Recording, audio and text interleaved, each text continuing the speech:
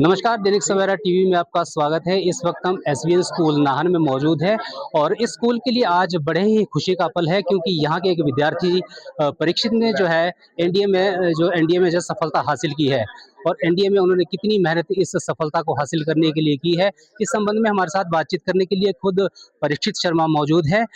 इनसे जानते हैं कि इन्होंने किस तरह से मेहनत इसके लिए की है और ये क्या प्रेरणा जो है आगे जो छोटे बच्चे हैं उनको देने वाले हैं।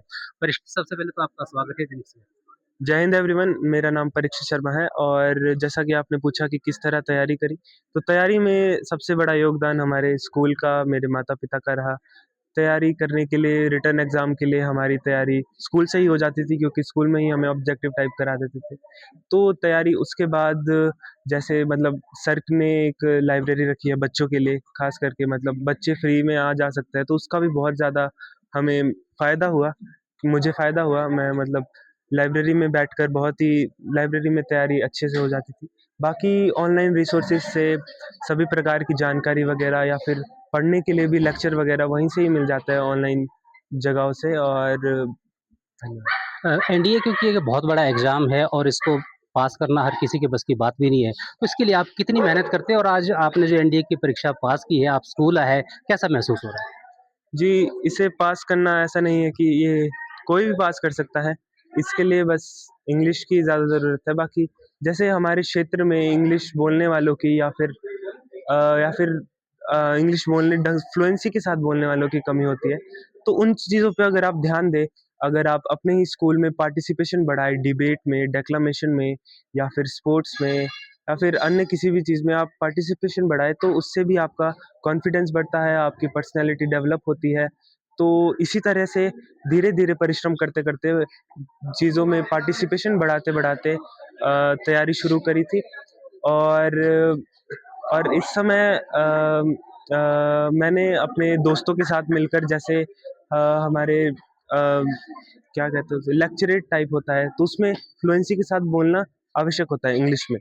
तो इसकी तैयारी या फिर कैमरे के सामने बात करके या फिर शीशे के सामने बात करके ऐसे बढ़ाई जा सकती है। और ऐसे ही मैं तैयारी करता था। बाकी मेरे दोस्तों के सामने कुछ भी टॉपिक के बारे में बात करके और हमारे मतलब तो जनरल ये तो टॉपिक की बात रही, हम सिर्फ़ एजुकेशन पे बात करते हैं कि आप जो मटेरियलिस्टिक जो स्टडी थी आपकी, वो लगभग कितने घंटे आप डेली करते थे? करीब 6-7 घंटे स्कूल के बाद ये पढ़ाई करनी होती है। लाइब्रेरी में जाकर इतना पढ़ते थे। आप अपने टारगेट के प्रति पहले ही फ़ोकस्ड थे क्योंकि इतना घंटा पढ़ाई करना सबके लिए बस की बात नहीं। इस उम्र में जो है खेलने का मन भी करता है। जैसे आपके दोस्त कोई खेलते होंगे, तो आपको लगता नहीं था कि मैं भी खेलूँ? जी, जी। खेलने के बाद भी इतना टाइम तो बच ही जाता है। अगर आप फ़ोन से दूर रहे, मतलब फ़ोन में सोशल मीडिया ऐप से दूर रहे, तो इतना समय बच ही जाता है कि आप खेलें और ये भी करें, क्योंकि खेलना भी ज़रूरी है अपने शारीरिक शारीरिक स्वास्थ्य के लिए खेलना भी बहुत ज़रूरी है। तो बच ही जाता है इतना समय, तो ऐसा कुछ ख़ास नहीं मतलब। आपने एनडीए की परीक्षा की, आगे चलो इसमें अलग-अलग विंग है, आप एयरफ़ोर्स की तरफ जा रहे हैं। अ, इसका जो शुरू में जो रिज़ल्ट आया, वो आपको कैसे पता लगा और उसके बारे में आपने सबसे पहले किससे बात की? शुरू में जो सबसे पहला रिज़ल्ट है वो तो एसएसबी में ही आ जाता है और उसके 1 दिन बाद हमें फ़ोन दिया जाता है। तो सबसे पहले मैंने अपने माताश्री को कॉल करा था और पिताजी को कॉल करा था, उसके बाद सर को और भैया वगैरह को बताया था इस बारे में। Thank you very much Dainik Savera TV से बात करने के लिए। धन्यवाद। हमारे साथ स्कूल के प्रिंसिपल सर भी मौजूद हैं, कुंदन ठाकुर जी। इनसे भी जानते हैं कि इनके स्कूल के बहुत से बच्चों ने जो है देश और विदेश में भी नाम रोशन किया है। तो कैसा इन इस बच्चे के बारे में इनका व्यू है?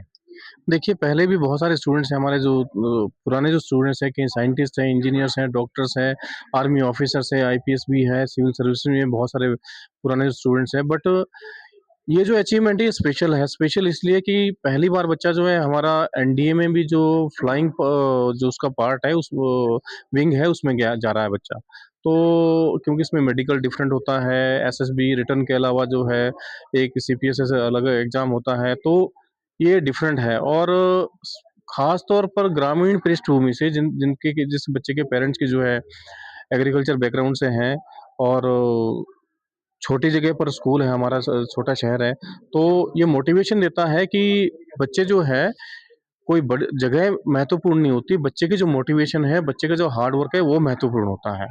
और ये बच्चा जो है इसके साथ-साथ इसने जेईई मेंस का एग्ज़ाम भी क्लियर किया था, 98.53 परसेंटाइल था इसका। ट्रिपल आईटी सूरत में के लिए इसको मिल चुका था। और इसके साथ-साथ जो प्लस 2 में जो बोर्ड एग्ज़ाम है, वहाँ भी इसके 486 मार्क्स हैं आउट ऑफ 500।